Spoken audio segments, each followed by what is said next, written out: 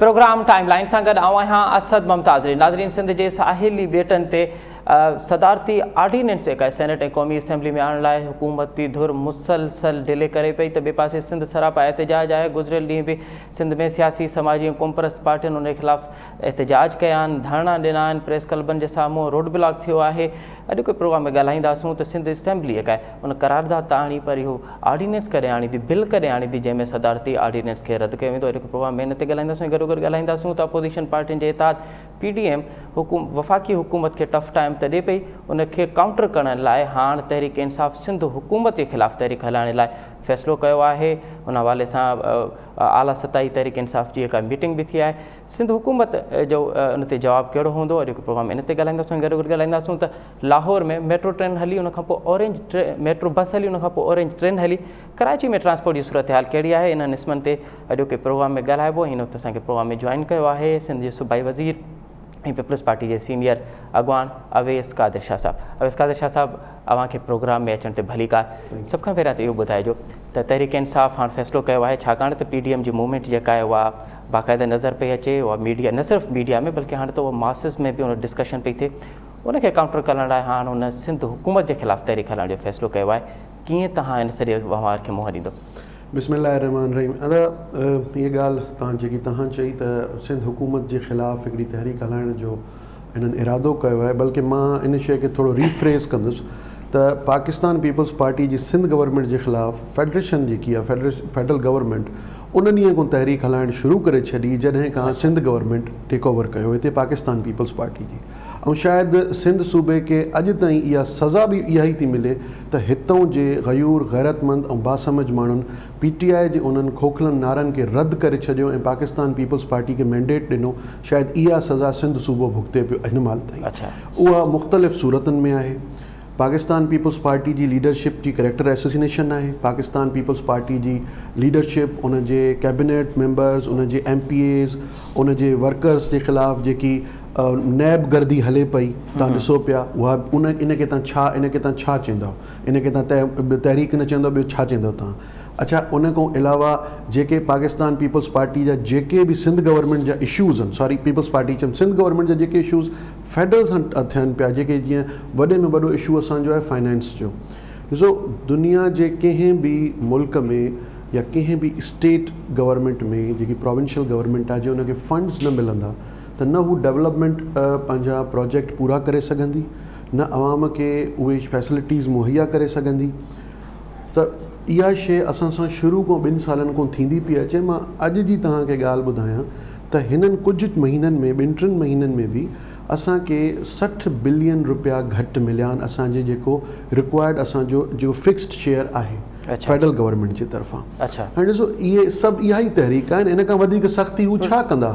असांजा उहे लीडर्स, असांजा जेके सीनियर लीडर्स आहिनि, उन्हनि खे नैब जा अहिड़ा कूड़ा केस हणिया पिया वञनि जेके 90 डेज़ में ॿुधो आहे त नैब रेफरेंस फाइल कंदी आहे, साल थी थो वञे, रेफरेंस फाइल नथी करे। इनखे तव्हां छा चवंदव? इनखे कहिड़े तरीक़े सां ॾिसंदो? रीज़न्स अञा उन्हनि खे ॿिया कहिड़ा खपनि? हू पहिरियां सालनि खां कंदा अचनि था, अॻिते बि ईअं कंदा रहंदा। सिंध हुकूमत उन्हनि खे मैदान ॾींदी तो, भले जलसा कनि, जुलूस कनि, रैलियूं कनि, एहतजाज कनि, सिंध हुकूमत लाइ कोई मसइलो न हूंदो।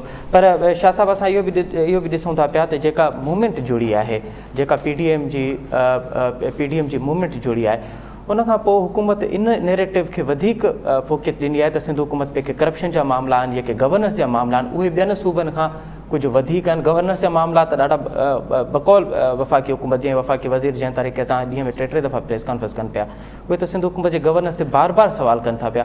त पोइ इन सवाल खे तव्हां करप्शन ऐं गवर्नेंस वारे सवाल खे कीअं माना? ॾिसो, करप्शन, अच्छा, जे वरी असां मवाज़नो था कयूं त चवनि था साईं तव्हां KPK से अपने आप को कंपेयर ना करें, बलोचिस्तान से कंपेयर ना करें, पंजाब से कंपेयर ना करें। इहे हिन जा वज़ीर साहिबान जेके अचनि था, जेके जितां खटी विया आहिनि पंहिंजे हल्कनि में त अॼु ताईं न विया आहिनि, पर हिते अचनि ज़रूरु था ऐं पीपल्स पार्टी जे गवर्नमेंट जे अगेंस्ट सिर्फ़ु ॻाल्हाइण लाइ उन्हनि खे मवाद खपे। ॾिसो, गवर्नेंस जी ॻाल्हि आहे, 2018, 2019 में जेको 2020 में कोविड आयो त हिननि सभिनी जो मवाज़नो कयो चइनी सूबनि जो। इवन मां इहा चैलेंज थो कयां त फेडरल गवर्नमेंट जो बि त इशूज़ खे जहिड़े तरीक़े सां सिंध गवर्नमेंट टैकल कयो आहे, हैंडल कयो आहे, जहिड़े तरीक़े सां कोविड जहिड़ो हेॾो पैंडेमिक जंहिं दुनिया सॼीअ खे परेशान करे छॾियो, सिंध गवर्नमेंट जहिड़े तरीक़े सां उनखे हैंडल कयो, जहिड़े तरीक़े सां सिंध गवर्नमेंट में कमु कयो, त ॿाहिरां जेके ॿाहिरीं दुनिया जा इदारा जेके आहिनि दुनिया मां, उहे बि तारीफ़ पिया करनि त सिंध गवर्नमेंट तमामु सुठो कमु करे रही आहे। गवर्नेंस इन खां अलावा तव्हांखे छा खपे जॾहिं तव्हांजी क्राइसिस मैनेजमेंट हुजे, क्राइसिस हुजे तव्हांजे सूबे में ऐं सॼी दुनिया में क्राइसिस हुजे, उन में बि तव्हांजी जेकी पूरी मशीनरी आहे उहा अप टू द मार्क कमु करे ऐं असां पंहिंजे डायरेक्शन्स में कमु कयोसीं, कोशिशि कईसीं त असां परफॉर्म कयूं ऐं अल्हम्दुलिल्लाह हिन वक़्तु हाणे उहे ई शयूं फेडरल गवर्नमेंट बि टेक ओवर करे त कोविड में हीअं न कजे, कोविड में ही एडवाइज़रीज़ हुजणु घुरिजनि, कोविड में हीअं कमु करणु घुरिजे। अचूं था करप्शन जी ॻाल्हि ते, ॾिसो करप्शन में त माशाअल्लाह हिन वक़्तु हिकिड़ो ई स्कैंडल पाकिस्तान में, 2 स्कैंडल तमामु मशहूरु आहिनि, पर स्कैंडल न आहे, हक़ीक़तूं आहिनि, छो त इदारा उन्हनि जा आहिनि, चवण में उन्हनि जे हलनि था, FIA आहे, नैब आहे, मां ओपन थो चवां जी। ॾिसो जॾहिं माज़ी जी गवर्नमेंट्स में इंसान खे ज़िंदा रहण लाइ जेकी आहे न अटो चांवर, इहे रोज़मर्रा जूं जेके शयूं आहिनि, इहे हर ग़रीब अमीर इस्तेमालु करे थो। जॾहिं हिकिड़े माण्हूअ जो 2018 में पघार हुई 20,000, त उनखे कुझु न कुझु सेविंग थींदी हुई, हू पंहिंजे घर जो हिकिड़ो हर को बजट प्लान कंदो आहे, तव्हां पंहिंजे इदारनि जा बि बजट प्लान कंदा हो, त हुनखे का सेविंग हुई। अॼु पघार त फेडरल गवर्नमेंट जे कंहिं बि एम्प्लॉई जी कोन वधी आहे, उहो पघार ओतिरी आहे, पर रोज़मर्रा जूं शयूं ईअं वधी वियूं आहिनि। हाणे इहे छो वधियूं आहिनि? एग्रीकल्चर मुल्क पाकिस्तान, एग्रीकल्चरल रिच मुल्क आहे असांजो पाकिस्तान। शाह साहब, वफ़ाक़ी हुकूमत महांगाई जे हवाले सां इहो थी चवे त छाकाणि त गुज़िरियल हुकूमतनि पीपल्स पार्टी को कमु नाहे कयो, इन करे डॉलर फिक्स थी वियो, हाणे असां सफ़ाई पिया कयूं। ॾिसो हिननि वटि इन खां सवाइ ॿियो को चारो ई कोन्हे, को नारो ई कोन्हे। असां चोर था पकड़ियूं, चोर बाबा जिन खे अवां चोर चओ पिया, जिन जे अवां इल्ज़ाम तराशी पिया कयो, जिन जे लाइ तव्हां ॻाल्हायो पिया, उन्हनि जे वक़्त में अटो जेको आहे 35 रुपया हो, खंडु जेकी आहे 40 रुपया हुई, हाणे खंडु जेकी आहे 115 रुपया ऐं अटो जेको आहे 85 रुपयो तव्हांजे पंजाब में थो मिले। हाणे छा इहो एग्रीकल्चरल रिच कंट्री में अॼु ताईं पाकिस्तान में न थियो आहे? हाणे ब्लेम इहो आहे त जेकी कणिक जी शॉर्टेज आहे, शुगर जी शॉर्टेज आहे, इहा बि पीपल्स पार्टी गवर्नमेंट जी वजह सां आहे, जो सिंध गवर्नमेंट रिलीज़ न कई आहे। अदा सिंध गवर्नमेंट पूरे मुल्क खे सप्लाई न कंदी आहे अटो। सिंध गवर्नमेंट जो इहो कमु न आहे त अफ़गानिस्तान बॉर्डर सील करे, सिंध गवर्नमेंट जो इहो कमु न आहे त बाल्टिक रियासतनि ताईं अटे जी स्मगलिंग कराए, सिंध गवर्नमेंट जो इहो कमु सिधो सिंध खे बॉर्डर लॻे थो इंडिया जो, हेॾां कुझु थी कोन थो सघे। पर ऑल ओवर जेकी शॉर्टेज आई आहे उन जा जे तव्हां ॿियो को अहिड़ो प्रोग्राम कंदव जंहिंमें तव्हां डिटेल ॻाल्हाईंदव त उन में ख़बर पइजी वेंदी। हाणे इन खे तव्हां छा चवंदव? इहा करप्शन न आहे। सिर्फ़ु उन्हनि माण्हुनि खे, चंद उन्हनि माण्हुनि खे जेके सो कॉल्ड ATM मशीन्स आहिनि इन्हनि जूं, उन्हनि खे नवाज़ण लाइ खंड जो बहिरान, अटे जो बहिरान, तव्हां KPK में उन्हनि जो सुनामी ट्री जो प्रोग्राम, हाणे उन में नैब इंटरफेयर करणु शुरू कयो आहे, सो कॉल्ड उनखे बचाइण लाइ। वॾे में वॾो जेको आहे BRT पेशावर, जंहिं चयो त 8 अरब रुपए में ठही वेंदी, अॼु 140 अरब ताईं पहुची चुकी आहे। अञा इहा काॾे वेंदी, अञा इहा ख़बर न आहे। ठीकु आहे शाह साहब, हिकिड़ो ॿियो अहम मौज़ू आहे, उहो आहे सिंध जे बेटनि जो हवाले सां। जेको सॼी सिंध सरापा एहतजाज आहे, सिंध पंहिंजे इबादत जे हवाले सां, ॿोली जे हवाले सां, ख़ासि करे बेटनि जे हवाले सां जेका उन में हसासियत आहे, उहा तव्हां बाख़ूबी उन खां आगाह आहियो। इहो ॿुधाइजो त तव्हां असेंबली में करारदाद तव्हांजी एप्रिशिएट कयोसीं, सॼी सिंध तव्हांखे एप्रिशिएट कयो, पर करारदाद सां मसइलो हल न आहे। मसइलो हल तॾहिं थींदो जॾहिं तव्हां ऑर्डिनेंस आणींदो। सिंध हुकूमत, सिंध असेंबली में ऑर्डिनेंस छो नथी आणे हिन हवाले सां? ॾिसो, सभिनी खां अॻु में त कैटेगोरिकली सिंध हुकूमत जे तरफ़ां जी कैटेगोरिकली सिंध हुकूमत जे तरफ़ां, सिंध असेंबली जे तरफ़ां करारदाद पास थी, पर सिंध कैबिनेट बि इन खे कंप्लीटली रिजेक्ट करे छॾियो ऑर्डिनेंस खे। असल मसइलो इहो आहे त ऑर्डिनेंस आंदा छो वेंदा आहिनि? ऑर्डिनेंस तॾहिं आंदा वेंदा आहिनि जॾहिं तव्हांजी नेशनल असेंबली, तव्हांजी सेनेट तव्हांजी सेशन में न हुजे ऐं फ़ाल न हुजे, ऑर्डिनेंस तॾहिं ईंदो आहे। जॾहिं तव्हां चओ था त तव्हां हिकिड़ो लेटर लिखियो सिंध गवर्नमेंट खे त तव्हांखे का डेवलपमेंट जे हवाले सां तव्हांखे का लैंड रिक्वायर्ड आहे, ऐं सिंध गवर्नमेंट तव्हांखे उन लाइ चयो त फर्दर इन ते ॻाल्हियूं थी सघनि थियूं, ॻाल्हाए सघूं था, उन में न उहा NOC हुई। हलो, जे तव्हां चओ था NOC बि हुई, जेकी तव्हां चओ था लेटर त हाणे मंज़र आम ते आहे, तव्हां पंहिंजे नाज़रीन खे प्लीज़ ज़रूरु ॾेखारिजो, उहो लेटर जी कॉपी बि ॾेखारिजो। लेटर जेको तव्हां लिखियो या उन्हनि लिखियो? ॿई लेटर्स ॾेखारियो। हाणे तव्हां वफ़ाक़ी हुकूमत वारो लेटर त अञा ताईं तव्हां जारी न कयो आहे। ॾिसो उहो त मीडिया ते अचनि, असां जेको लेटर लिखियो असां जारी करे छॾियोसीं। तव्हां वारो त जोलाए वारो त असां, छा उन में को NOC नाले को लफ़्ज़ आहे? छा उन में का अहिड़ी इजाज़त ॾिनी वई आहे जेकी तव्हां सम्झो था त सिंध जे ज़मीन जे अगेंस्ट को सिंध गवर्नमेंट फ़ैसिलो कयो आहे? न कॾहिं सिंध गवर्नमेंट सिंध जे अवाम जे सेंटिमेंट्स जे ख़िलाफ़ वेंदी, न सिंध जे अवाम जे ख़िलाफ़ वेंदी। शाह साहब सॉरी टू से, इहो जेका इजाज़त हुई न त तव्हां असां खां पुछो, इहा ख़ुदि NOC हुई न, छाकाणि त आइनी हवाले सां हिकु आइन थो चवे त इन्हनि बेटनि ते कंहिं बि क़िस्म जी का कंस्ट्रक्शन नथी थी सघे सिवाइ उनजे सिवाइ गैस ऐं पेट्रोल जे हवाले खां। अगरि को गैस ऐं पेट्रोल निकिरे थो पियो त बाक़ी त डेवलपमेंट जे हवाले सां, तफ़रीह जा मागनि जे हवाले सां कंहिं क़िस्म जो को ॾिसो, इन शइ खे कोई डिनाए नथो करे सघे, छो त इहे ॿेट असांजा इकोलॉजिकल सिस्टम खे बि प्रोटेक्ट करनि पिया। हिते जेके मैंग्रोव फॉरेस्ट आहिनि, जे इहे हटी था वञनि त ख़ुदा न ख़ास्ता, छो त कराची फॉल्ट लाइन ते आहे, कराची में ज़िलज़िलो बि अची सघे थो, सुनामी बि अची सघे थी। इहे जेके फॉरेस्ट आहिनि, इहे असांजो बेस्ट डिफेंस लाइन आहे। पर जे ॾिस दुनिया जे मुख़्तलिफ़ मुल्कनि जीअं काथे का डेवलपमेंट थींदी आहे, जेका ॻाल्हाइणो हूंदो आहे त तव्हां ॻाल्हाए सघो था, पर तव्हां हिकिड़ी शइ त इन ते एक्सेप्ट कयो त इहा मिल्कियत सिंध गवर्नमेंट जी आहे। आर्टिकल 172 जो 1 छा थो चए, आर्टिकल 172 जो 2 छा थो चए? शाह साहब तव्हां सां मुतफ़िक़ थींदे अगरि इहो जुमिलो हीअं चइजे त इहा मिल्कियत सिंध जे अवाम जी आहे, सिंध हुकूमत कस्टोडियन आहे, सिंध हुकूमत जी मिल्कियत न आहे, सिंध जी अवाम जी मिल्कियत आहे। मां इन जे करे चवंदुसि त कराची खां वठी कश्मीर ताईं, कराची खां वठी उबावड़े ताईं जेको बि सिंध जो इंच उहो सिंध जे अवाम जी मिल्कियत आहे।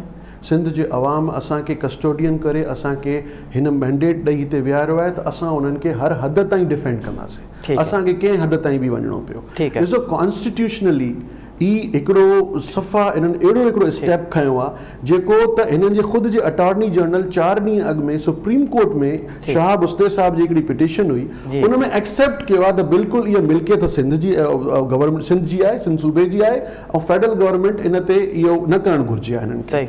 हाणे ॿुधण में आयो आहे त फेडरल गवर्नमेंट चए थी ख़दशात दूरि कंदासीं। ॾिसो, ख़दशात असांखे न पहिरियों हुया न हाणे हिननि जा आहिनि, इहे सिंध जी मिल्कियत आहे। पहिरियों त तव्हां इहो ऑर्डिनेंस वापसि वठो, अच्छा, पहिरियों स्टेप इहो ऑर्डिनेंस वापसि वठो, इन ते पोइ सोचियो वेंदो जेको सिंध जो अवाम जेकी राय ॾींदो असां उनखे ई फॉलो कंदासीं, असां उनखे ई अॻिते खणी हलंदासीं। ठीकु आहे। अच्छा, हाणे ॻाल्हि पे हले त जेको ऑर्डिनेंस आहे हिन में का तरमीम आणी वेंदी ऐं तरमीम आणण खां पोइ जेको ऑर्डिनेंस ईंदो, छा करे हिन में तरमीम थी थिए त पोइ इहो तरमीम शुदा ऑर्डिनेंस सिंध हुकूमत क़बूल कंदी? असांखे पहिरियों त इहो ऑर्डिनेंस ई क़बूल न आहे। अच्छा, पहिरियों त ॾिसो, मां तव्हांखे अॻूं जी ॻाल्हि कई, तव्हां इंटरप्ट कयो, मां इहा ॻाल्हि क्लियर करे छॾियां त सिंध जे हक़नि जे ख़िलाफ़ु, सिंध जे अवाम जे मैंडेट जेको असांखे मिलियो आहे, जंहिं एतबार सां उन्हनि असांखे ॾिनो आहे, उन्हनि जे सेंटिमेंट्स जे ख़िलाफ़ु कोई बि कमु हूंदो सिंध गवर्नमेंट बर्दाश्त न कंदी।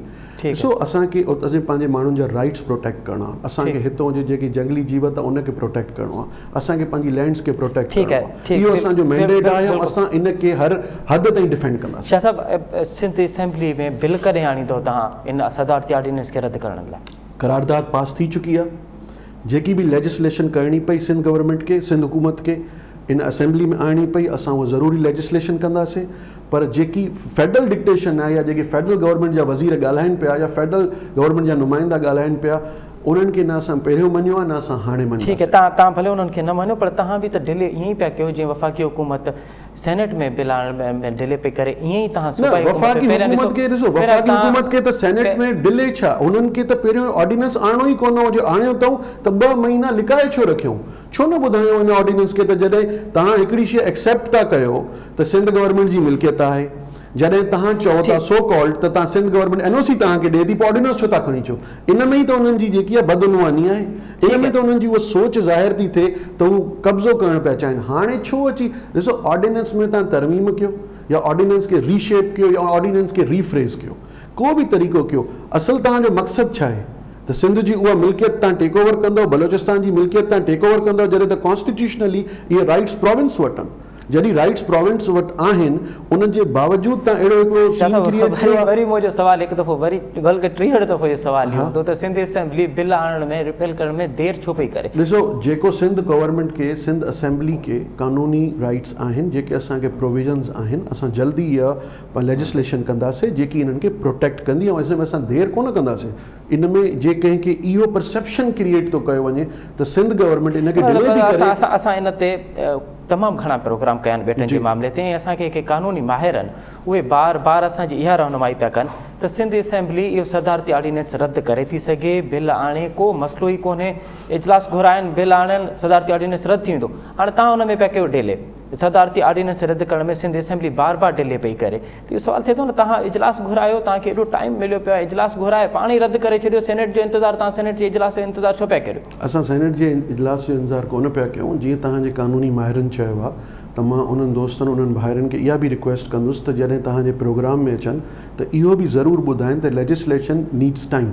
ऐं असां इहो नथा चऊं त को बि हैपोज़िट वे में, हमेशह माज़ी में बि सिंध गवर्नमेंट वधि में वधि लेजिस्लेशन कई आहे, ऐं सिंध गवर्नमेंट जी जेकी बि लेजिस्लेशन आहे उहो पंहिंजे अवाम जे राइट्स खे प्रोटेक्ट कयो वियो आहे, पंहिंजे सूबे जे राइट्स खे प्रोटेक्ट कयो वियो आहे, ऐं पंहिंजे सूबे जे हर उन शइ खे प्रोटेक्ट कयो आहे जेके हिन सूबे जे माण्हुनि जे फ़ाइदे में आहिनि। ऐं जे इहो परसेप्शन था क्रिएट कयो त सिंध गवर्नमेंट डिले पई करे, त सॉरी टू से इहो हिकिड़ो परसेप्शन बिल्ड न कयो वञे। मां इन जे करे तव्हांजे शो जे तवसुब सां सभिनी पंहिंजे सिंध जे भाइरुनि भेनरुनि खे रिक्वेस्ट कंदुसि त इहा हिकिड़ी जेकी मनफ़ी प्रोपेगेंडा सिंध हुकूमत जे ख़िलाफ़ु फैलाई पई वञे, त न त असां एतिरो स्टैंड न वठूं। ठीकु आहे शाह साहिबु, हाणे तव्हां जेको ख़त लिखियो उहो त असांखे अली ज़ैदी ॿुधायो, त तव्हां वफ़ाक़ी हुकूमत खे ख़त लिखियो आहे, को 6 जुलाई ते ख़त। वफ़ाक़ी हुकूमत जेको तव्हांखे ख़त लिखियो उहो बि सिंध हुकूमत ज़ाहिर न पई करे, उन में भला कहिड़ी कवाबत आहे की छा मसइलो आहे जो सिंध हुकूमत हिन वक़्त ताईं वफ़ाक़ी हुकूमत जो ख़त पंहिंजे माण्हुनि खे नथी ॿुधाए, त हुन छा लिखियो? ॾिसो, जे अली ज़ैदी साहिबु असांखे तव्हांजे चैनल के या सॼी मीडिया के सिंध गवर्नमेंट जो ख़त ॾेई छॾियो, त छा अली ज़ैदी साहिबु किथां जो नुमाइंदो आहे, कहिड़ी कैबिनेट जो नुमाइंदो आहे, उहो सिंध गवर्नमेंट जो या पंहिंजो लिखियलु ख़त तव्हांखे छो नथो ॾिए? हुनखे कहिड़ी कबाहत महसूस थी थिए? छा हुनखे को इहो शक आहे त उहो ख़त पढ़ण खां पोइ हुनजी सिंध में एंट्री बैन थी वेंदी?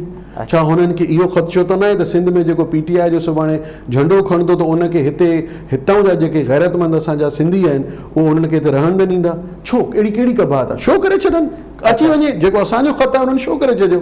हाणे जेको हुननि लिखियो आहे उहो बि ॾेई छॾनि त असांजे सिंध जो अवाम इहो फ़ैसिलो करे त फेडरल गवर्नमेंट जा जेके इंटेंशन्स आहिनि उहे केॾा ख़राबु आहिनि। ठीकु आहे शाह साहिबु, ऑरेंज ट्रेन बि हाणे त लाहौर में हली वई आहे, मेट्रो त लाहौर, मुल्तान, इस्लामाबाद, पेशावर में बि हली वई, कराची में सरकार बसूं कॾहिं त आणींदो? 12 साल थी विया आहिनि, 10 बसूं बसि। ॾिसो, मां इन शइ खे बिल्कुलु एक्सेप्ट कंदुसि ऐं मां इन खे पंहिंजो पाण खां बरियो ज़िमा बि न थींदुसि त तव्हांखे चवां त 12 साल वाक़ई पाकिस्तान पीपल्स पार्टी जी गवर्नमेंट खे सिंध में थिया आहिनि। ट्रांसपोर्ट जे प्रोजेक्ट्स ते जेतिरा कम थियणु घुरिबा हुआ ओतिरा थिया न आहिनि। इन में इशूज़ जे डिस्कस कंदासीं त शायदि उनखे इहो नालो ॾिनो वञे त शायदि हाणे मां पॉलिटिकली कंहिं ते ब्लेम थो कयां, मां उन शइ ते बि न ईंदुसि। मां हाणे प्रेज़ेंटली तव्हांखे शयूं ॿुधाईंदुसि जेके हिन 2 सालनि में जॾहिं खां मूंखे ट्रांसपोर्ट डिपार्टमेंट मिली आहे, त फंड्स जी कमी पहिरियों रीज़न आहे हिन जो, फंड्स जी कमी। तव्हां दुनिया में ॾिठो हूंदो त ट्रांसपोर्टेशन मिनिस्ट्री जेकी आहे वधि में वधि फंड्स उन्हनि वटि हूंदा आहिनि, छो त उन जा प्रोजेक्ट्स ॾाढा हैवी थींदा आहिनि। Public transport it's self subsidise हूंदी आहे, पब्लिक ट्रांसपोर्ट हुजे उनखे उन जा डिफरेंट मोड्स हुजनि, उन लाइ फंड्स ज़रूरु रिक्वायर हूंदा आहिनि। पर हिन वक़्तु जेको मां 2 सालनि में जेकी शयूं मंज़र आम ते खणी आहियो, हाणे एशियन डेवलपमेंट बैंक जो ऐं $550 मिलियन जो प्रोजेक्ट अलहमदुलिल्लाह उहो मेच्योर थी वियो ऐं असां उन जा टेंडर्स बि करे छॾियासीं त जीअं हिन नए साल जी शुरूआति में उन जी ग्राउंड ब्रेकिंग कयूं ऐं कमु शुरू करे सघूं।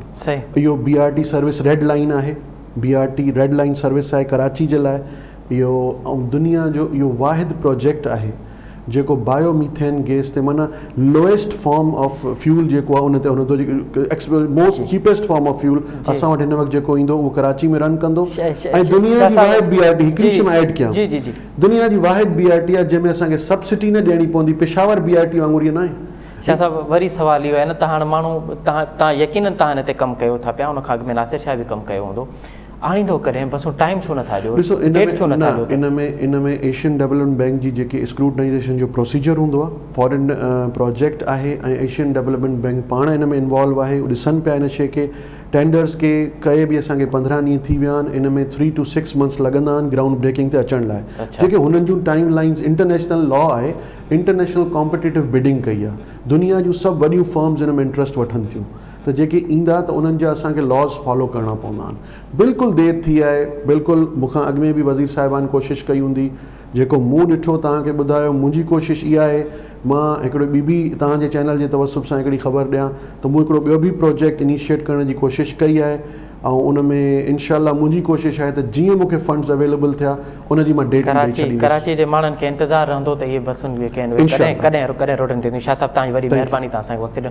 नाज़रीन ते वठूं था नंढी साई खां पोइ प्रोग्राम में ॿीहर हाज़िर थींदासीं। नाज़रीन प्रोग्राम में हिकु दफ़ो ॿीहर तव्हांखे भली कार। गुजरावाला, कराची ऐं कोयटा जे जलसनि जा हुकूमत ते कहिड़ा असर पिया आहिनि ऐं छा अपोज़िशन जी जेका हिन वक़्त ताईं हिकमत अमली हुई त उहे वॾा जलसा कंदी ऐं उन वॾनि जलसनि में हिकु अवामी तहरुक हूंदो उहो पैदा थींदो ऐं उनखां पोइ हू हिकु वॾी मूवमेंट तां विख वधाईंदी। छा अपोज़िशन पंहिंजी हिकमत अमली में कामयाबु वई आहे ऐं अपोज़िशन ऐं हुकूमत जे लाइ हाणे अॻियों महाज़ कहिड़ो हूंदो? ईंदड़ ॾींहंनि में पाकिस्तान जी पॉलिटिकल सिनारियो कहिड़ो बीहंदो? अॼु के प्रोग्राम में हिन ते तजुर्बो वठंदासीं। हिन वक़्तु असांखे प्रोग्राम में जॉइन कयो आहे मुल्क के नाले वाले तज निगार जनाब सलमान आबिद साहब। सलमान आबिद साहब, प्रोग्राम में खुश आमदीद। ये बताइए कि अब तक जो 3 जलसे अपोजिशन ने किए हैं उसका कितना असर हुआ है हुकूमत पर? देखिए, असूली तौर पे तो अपोजिशन के पास एक बड़ी ताकत है और एक बड़ी जमातें, उसमें पाकिस्तान पीपल्स पार्टी, PMLN और JUI शामिल है और यकीनी तौर पे उनके तीनों जलसे जो है वो भरपूर जलसे थे।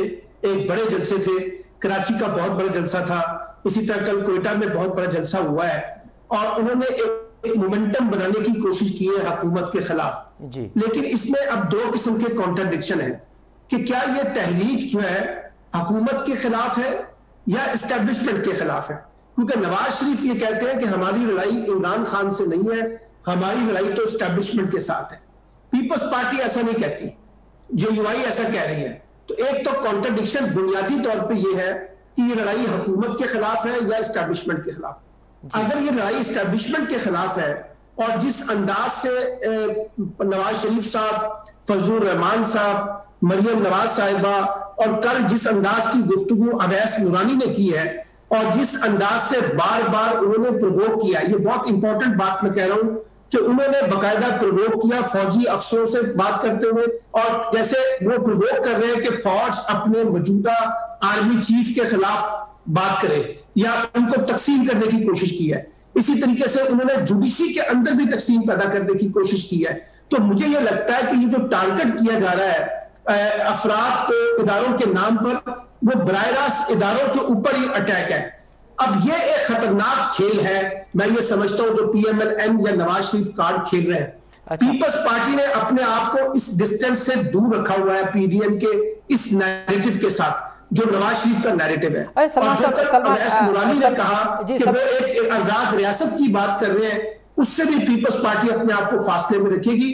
तो ये तहरीक अमली तौर पे इदारों के साथ बराह रास्त टकराव पैदा करने का सबब बन गई। अच्छा सलमान साहब, बात यह है कि जो आप अभी तज्जिया भी कर रहे हैं, ये पहले नवाज शरीफ का तज्जिया था, अब पूरी जो पाकिस्तान डेमोक्रेटिक मूवमेंट है, अब उसका पूरा बयानिया जो है वो नवाज शरीफ का बयानिया के साथ है, एक पेज पे ये तमाम। तो आप नहीं समझते कि ये नवाज शरीफ की सियासी फतह है कि जो वो उसका बयानिया था, अब वही अख्तर मैंगल का बयानिया है, वही फजल रहमान का बयानिया है और वही नवाज शरीफ का बयानिया?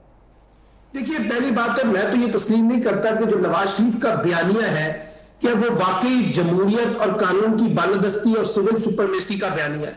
ये लफ्जों की हद तक तो बयानिया है, प्रैक्टिकली तो नवाज शरीफ ने, मरियम नवाज ने पूरी कोशिश की कि किसी तरीके से एस्टैब्लिशमेंट से कुछ लो और कुछ दो की बुनियाद पे मामला तय हो जाए। लेकिन जब वो मामला तय नहीं हुए तो वो एक बयानिया लेकर सामने आ गए। लेकिन जैसे मैंने कहा कि जो नवाज शरीफ का बयानिया है उसको पीपल्स पार्टी का बयानिया नहीं कहा जा सकता। पीपल्स पार्टी ने अपने आप को फासले पे रखा हुआ है। ये शहबाज शरीफ का बयानिया भी नहीं है जो उस वक्त मुस्लिम लीग नून के सदर है, ये एहसन इकबाल का बयानिया भी नहीं है, ये सरदार एयाज सादिक का बयानिया भी नहीं है, ये चौधरी तनवीर का बयानिया भी नहीं है। बहुत से लोग मुस्लिम लीग के अंदर नवाज शरीफ की बराह रास्त एस्टैब्लिशमेंट से टकराव की पॉलिसी को पसंद नहीं कर रहे हैं, एक बात याद रखिएगा। तो इसलिए मैं ये समझता हूं कि PDM के अंदर नवाज शरीफ के बयानिए के ऊपर जब बात करते हैं तो सभी ये कहेंगे कि हम जमहूरियत चाहते हैं, कौन नहीं चाहेगा कि जमहूरियत ना हो। लेकिन जो इदारों के साथ टकराव की जो पॉलिसी है वो इस वक्त नवाज शरीफ की पॉलिसी है, वो बाकी जमातों की उस तरह से पॉलिसी नहीं है जिस अंदाज की पॉलिसी नवाज शरीफ ने इख्तियार की हुई है। और नवाज शरीफ का ख्याल ये है कि वो इदारों पर दबाव डालकर अपना कोई मामला तय कर सकेंगे। मुझे अब इस जो ये रास्ता रवैया उन्होंने इख्तियार किया है, अब मुझे उसका इम्कान भी कम नजर आ रहा है। अच्छा, तो आप नहीं समझते कि ये जो हुकूमत की तरफ से ये बार बार इस बात की वजाहत की जा रही है कि अब तक जो जलसे हुए हैं वो जलसियां हैं, हम उनसे खौफज़दा नहीं हैं, तो आप नहीं समझते कि किस हद तक ये 3 जलसों ने हुकूमत को कम से कम हिला ज़रूर दिया है? نہیں، اس میں کوئی شک نہیں ہے کہ حکومت کی پریشانی کا سبب بنے ہیں یہ بڑے جلسے جو ہیں، اور یہ چھوٹی جلسیاں نہیں ہیں، میں ان کو بڑے جلسے کہتا ہوں، اور بڑی اچھی انہوں نے مومنٹم بنایا جلسوں نے. لیکن سوال یہ ہے کہ پاکستان میں جلسوں کی بنیاد پہ حکومت نہیں جایا کرتی. ٹھیک ہے، پاکستان میں حکومت جانے کے 3 طریقے ہیں. پہلا طریقہ تو یہ ہے کہ آپ تحریک عدم اعتماد کے ذریعے عمران خان کو عددی تعداد میں اسمبلی سے باہر نکال دیں تاکہ وہ کوئی اور وزیر اعظم کا انتخاب کر سکے پارلیمنٹ. دوسرا طریقہ یہ ہے کہ آپ کے پیچھے کوئی اسٹیبلشمنٹ کی تھپکی ہے اور اسٹیبلشمنٹ آپ کی پشت پہ کھڑی ہے اور وہ عمران خان کی حکومت کو گرانا چاہتی ہے اور اپوزیشن کا سہارا لے کے اس ملک میں ایک حکومت کے لیے مشکلات پیدا کر کے ان کو رخصت کرنا چاہتی ہے. ایسی بھی کوئی صورتحال نظر نہیں آ رہی. تحریک عدم اعتماد پیش کرنے کے لیے وہ تیار نہیں ہے. تیسری وجہ ہے کہ آپ اجتماعی طور پہ بڑی تعداد میں استعفے دے دیں اور ملک میں ایک بحران پیدا آ جائے. اس میں نہ پیپلز پارٹی استعفے دے گی، نہ پی ایم ایل این کے بہت سارے لوگ استعفے دیں گے. تو یہ استعفوں کی بات بھی مجھے سمجھ نہیں آتی. اب آپ کا سارا سہارا جو ہے، اگر واقعی آپ نے عمران خان کی حکومت کو گرانا ہے تو طریقہ کار کیا ہے؟ کیا یہ طریقہ کار سیاسی ہے یا آپ بھی اسٹیبلشمنٹ سے ہی مطالبہ کر رہے ہیں کہ عمران خان کی حکومت کو چلتا کیا جائے؟ جی اچھا سلمان صاحب، اب طریقہ کار تو پھر اپوزیشن کو دے گی، یقیناً ان کی جو حکمت عملی ہوگی. یہ آپ وزیر اعظم کی اس اسٹیٹمنٹ کو کیسے دیکھ رہے ہیں کہ اگر مجھے ہٹایا گیا یا میری حکومت ختم کی گئی تو پھر میں عوام کو سڑکوں پہ لاؤں گا؟ تو آپ سمجھتے ہیں کہ یہ جو اپوزیشن کے جلسے ہیں ان کا اتنا اثر ہوا ہے کہ اب وزیر اعظم کو خود یہ کہنا پڑ رہا ہے کہ اگر مجھے ہٹایا گیا یا میری حکومت ختم کر دی گئی تو پھر میں عوام کو سڑکوں پہ لے آؤں گا؟ دیکھیے، پہلی بات تو یہ ہے کہ عمران خان کو یہ بات کہنے کی کوئی ضرورت نہیں تھی، نہ ان کی حکومت کو اس وقت کوئی خطرہ ہے بظاہر مجھے نظر آتا ہے. اصل میں عمران خان صاحب کہنا یہ چاہتے تھے کہ اگر ملک میں نئے انتخابات بھی ہو جائیں تو پھر بھی میں اقتدار میں آؤں گا، اور اگر میں اقتدار میں نہیں آ سکا تو میں اس کرپٹ پولیٹیشنز کا، جن کو بطور زرداری اور نواز شریف کرپٹ ہے، ان کا پیچھا نہیں چھوڑوں گا اور میں بطور اپوزیشن لیڈر لوگوں کو لے کر سڑکوں پہ آ جاؤں گا. شاید وہ یہ کہنا چاہتے ہو، لیکن ان کا یہ کہنے کا انداز جو ہے اس سے لگتا ہے کہ ان کے اوپر بھی پی ڈی ایم کا کافی دباؤ ہے اور وہ دیکھ رہے ہیں کہ یہ پی ڈی ایم ایک بڑا، جسے کہتے ہیں، مارکا کھیلنے کی کوشش کر رہی ہے ان کے خلاف، اور وہ اسٹیبلشمنٹ کے اندر جو ہے وہ تقسیم پیدا کر کے کچھ لوگوں کو پرووک کرنا چاہتی ہے کہ وہ جو ہے نا عمران خان کی حکومت کے خاتمے میں کوئی رول پلے کرے. تو میرا خیال یہ ہے کہ حکومت کی بھی جو حکمت عملی ہے اس وقت اپوزیشن جماعتوں کو ڈیل کرنے کی، اس میں مجھے جذباتیت کا پہلو اور ریئیکشنری پہلو زیادہ آتا ہے، حالانکہ حکومت کا کام ایسا نہیں ہے جو اس وقت موجودہ حکومت نے اختیار کیا ہوا. اچھا سلمان صاحب، آپ کیسے دیکھ رہے ہیں کہ آخر کیا بات ہے کہ تحریک انصاف کی حکومت کو 2.5 سال تقریباً مکمل ہونے والے ہیں، لیکن اس کا نیریٹو وہی ہے جو آج سے 4 سال پہلے تھا، جو 5 سال پہلے تھا، جو وہ اپوزیشن میں تھے، وہی تقریریں، وہی بیانیات. آخر اب تک وہ مطلب حکومت میں آنے کے بعد ان کا نیریٹو چینج کیوں نہیں ہو رہا؟ وہ اپنی پالیسیز کیوں نہیں دے رہے؟ وہ ملک میں جو ہے دفاعی معاملات میں یا خارجی معاملات میں یا انٹیریئر معاملات میں ان کی پالیسی صرف نیب اور احتساب کے باہر کیوں نہیں نکلتی؟ دیکھیے، پی ٹی آئی کا جو ظہور ہوا تھا یا ان کی جو تشکیل ہوئی تھی وہ بنیادی طور پر احتساب کے نعرے پہ ہوئی تھی، اور یہی وہ نیریٹو ہے، بیانیہ ہے، جس کی بنیاد پہ پی ٹی آئی کے لوگ عمران خان کو پسند کرتے ہیں. اب مسئلہ یہ ہے کہ جو احتساب عمران خان کرنا چاہتے ہیں اس میں 2 طرح کے مسائل ہیں. ایک مسئلہ تو یہ ہے کہ وہ اپنی جماعت کے اندر موجود کرپٹ لوگ اور بدعنوان لوگوں کے خلاف احتساب کا دروازہ نہیں کھول رہے، اور وہ ان کا سارا توپوں کا رخ جو ہے وہ اپوزیشن جماعتوں کے پاس ہے، جس کا اپوزیشن جماعت فائدہ اٹھاتی ہے اور یہ کہتی ہے کہ ہمیں انتقام کا نشانہ بنایا جا رہا ہے. دوسری بات ذہن میں رکھیے کہ احتساب جو ہے وہ عمران خان کی حکومت نے نہیں کرنا، وہ آپ کی عدالتوں نے کرنا ہے، وہ نیب کے اداروں نے کرنا ہے، وہ ایف آئی اے نے کرنا ہے. اب ہمارے ہاں یہ ادارے جس انداز سے کام کر رہے ہیں وہ بھی آپ کو پتا ہے، سلمان صاحب دیکھیں احتساب کے عمل میں مشکلات پیش آ رہی ہیں عمران خان کی حکومت. بالکل سلمان صاحب، یہ واقعی میں یہ جو احتساب کا عمل ہے وہ تو اداروں کا کام ہے اور ایک پاکستان میں ایک سسٹم بنا ہوا ہے، لیکن حکومتی سطح پہ یہ تاثر کیوں دیا جا رہا ہے کہ یہ احتساب جو ہوگا وہ ہم کریں گے اور ہم نے ہی کرنا ہے اور اب میں چھوڑوں گا نہیں والے جو بیان آتے ہیں؟ آپ نہیں سمجھتے کہ یہ تمام تر معاملے کو ایک اور ڈائیورٹ کرنے کی کوشش کی جا رہی ہے؟ دیکھیے، بات یہ ہے کہ حکومت تو یہ کہے گی نا کہ ہماری ترجیح جو ہے وہ احتساب کرنا ہے، لیکن احتساب نہ کس کے ذریعے ہے؟ وہ تو جوڈیشری کے ذریعے ہوگا نا. اب ہماری جوڈیشری کی حالت یہ ہے کہ آپ دیکھیے کہ کئی سال بیت گئے ہیں، لوگوں کا احتساب نہیں ہو پا رہا، ضمانتوں پہ لوگ موجود ہیں، آپ کا وائٹ کالر کرائم کو پکڑنا مشکل ہوا ہے، انویسٹیگیشن بہت کمزور ہے. اس لیے عمران خان صاحب کو بھی میں نے جیسے کہا کہ احتساب کو اگر وہ یقینی بنانا بھی چاہتے ہیں تب بھی انہیں ادارہ جاتی سطح کے اوپر بہت سارے مسائل کا سامنا ہے، اور وہ یقینی طور پر احتساب جو کرنے کی خواہش رکھتے ہیں اس میں ان کو کئی طرح کے چیلنجز کا سامنا ہے. اب وہ بار بار جب لوگوں کو بتاتی ہے کہ میں احتساب کروں گا، میں چھوڑوں گا نہیں، تو وہ اپنے بیانیے کے اوپر تو قائم ہے لیکن ان کی تقریروں سے تو احتساب نہیں ہونے والا. اگر جب تک کہ آپ کے ادارے کے اندر وہ سخت نہیں ہوگی، جان نہیں ہوگی، انویسٹیگیشن کا پروسیس ٹھیک نہیں چلے گا اور یہ بے لاک نہیں ہوگا، اس میں حکومت کے لوگ بھی پکڑے جائیں، اس میں اپوزیشن کے لوگ بھی پکڑے جائیں، تبھی اس طرح کے احتساب کی کوئی ساکھ بنے گی نا. ورنہ تو احتساب کو تو جس طرح ماضی میں ہوتا رہا ہے اسی طرح کے تماشا بن جائے. جی سلمان صاحب یہ بتائیے کہ اپوزیشن نے اب جلسوں کا شیڈیول تو انہوں نے 3 جلسوں کا دیا تھا، 3 ہو گئے، اب اپوزیشن کے بعد کیا آپشنز بچتے ہیں اور پھر حکومت کے پاس کیا آپشن بچتے ہیں تمام صورتحال میں، وہ اس کو کیسے فیس کرے گی اپوزیشن کے اس مومنٹ کو؟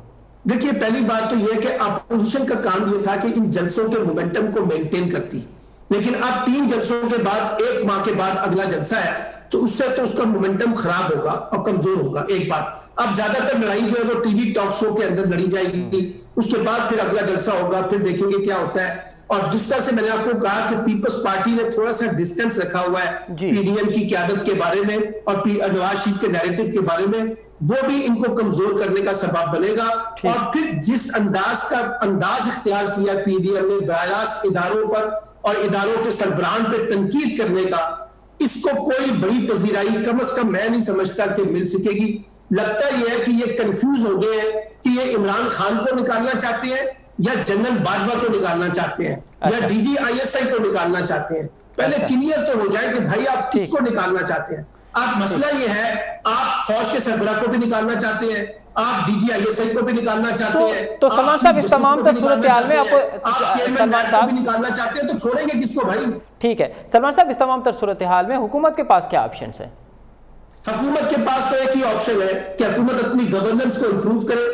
آنے والے دنوں میں اگر وہ مہنگائی کو کم کر کے کچھ لوگوں کو ریلیف دے اور اپنی کارکردگی کو زیادہ بہتر طریقے سے پیش کرنے کی کوشش کرے تبھی یہ اپوزیشن کی تحریک ڈیفیوز ہوگی.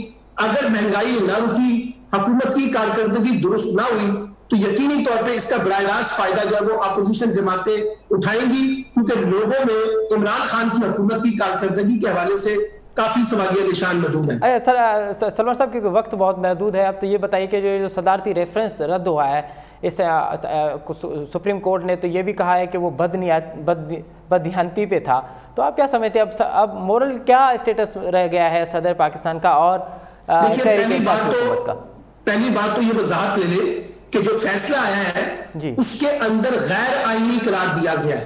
اس ریفرنس کو بدنیتی کی بنیاد پہ قرار نہیں دیا گیا، یہ وضاحت لے لیں پہلے. مطلب یہ کہا گیا ہے کہ وہ بدنیتی پہ مبنی تھا، یہ اس میں ہے. صدارتی ریفرنس جو ہے اس کے بارے میں اگر آپ پڑھ لیں تو بڑی وضاحت کے ساتھ ہے. دوسرا یہ ہے کہ اگر آپ اس کا جو فیصلہ آیا ہے اس کا پیرا نمبر 135 سے لے کے 145 تک آخری 10 پیرے پڑھ لیں، اس میں بظاہر جسٹس فائز عیسیٰ اور ان کی اہلیہ کی جان نہیں چھپی ہے. انہیں اب بھی یہ پروف کرنا ہے کہ جو ان پہ الزامات ہیں وہ غلط ہیں، اور یہ فیصلہ ایف بی آر کرے گا، یہ فیصلہ سپریم جوڈیشل کونسل کرے گی. تو اگر کوئی لوگ یہ سمجھ رہے ہیں کہ اس فیصلے سے فائز عیسیٰ صاحب جو ہے وہ شفافیت کے ساتھ باہر نکل آئے تو وہ غلط ہے. البتہ حکومت کا جو طرز عمل تھا اس کو انہوں نے کہا کہ انکانسٹیٹیوشنل تھا اور وہ بدنیتی پہ تھا، لیکن جو ریفرنس گیا ہے اور جو ان پہ الزامات ہیں وہ اس کی حیثیت ابھی بھی وہی ہے، اور یہ ان کو جسٹس فائز عیسیٰ اور ان کی اہلیہ کو فیس کرنا پڑے گا. اس لیے کھیل ختم نہیں ہوا، ابھی تو فلم کی ایک ٹریلر جو ہے وہ چلا ہے. سلمان صاحب، ایک طرف اپوزیشن، دوسری طرف مہنگائی اور تیسری طرف یہ صدارتی ریفرنس رد ہونا، آپ نہیں سمجھتے کہ حکومت پر اب دباؤ جو ہے وہ بڑھتا جا رہا ہے اور حکومت ایسا نہ ہو کہ آنے والے دنوں میں بند گلی میں پھنس جائے؟ نہیں، میرا نہیں خیال کہ پہلی بات تو کہ وہ کسی بند گلی میں پھنسے گی.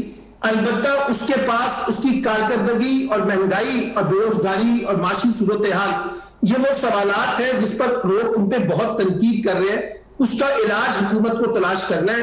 اگر وہ تلاش کرنے میں جلدی کامیاب ہو جائے تو حکومت اپنی ساکھ بحال کر سکتی ہے. لیکن اگر یہ تلاش کرنے میں ناکام ہوتے ہیں تو پھر یقینی طور پہ لوگوں کا غم و غصہ جب حکومت کے خلاف ہوگا تو اس کو, جیسے میں نے پہلے کہا, اپوزیشن جماعتیں کیش کرانے کی کوشش کریں گی. وہ کس حد تک کامیاب ہوتی ہے یہ آنے والا وقت بتائے گا. بہت بہت شکریہ سلمان عابد صاحب ہمت دینے کے لیے. ناظرین, اوان نالے والے تجزیہ نگار سلمان عابد صاحب تجزیو ॿुधो. उन्हनि जो चवणो त अपोजिशन जी पार्टियुनि लाइ त तमामु घणा ऑप्शन्स मौजूदु आहिनि त उहो मासिस में कीअं था वञनि. हुकूमत वटि जेको सभ खां असर अंदाज़, सभ खां सघारो ऑप्शन आहे उहो इहो आहे त उहो महांगाई ते कंट्रोल करे, पंहिंजी कारकर्दगी बहितर करे, उन सां ई अपोजिशन जी तहरीक खे जेको आहे उहो स्पीड ब्रेकर लॻी सघे थो. हिन सां गॾोगॾु जेको प्रोग्राम जो वक़्तु पंहिंजी पुॼाणी ते पहुतो. असद मुमताज़ ॾींदा इजाज़त. अला भाई.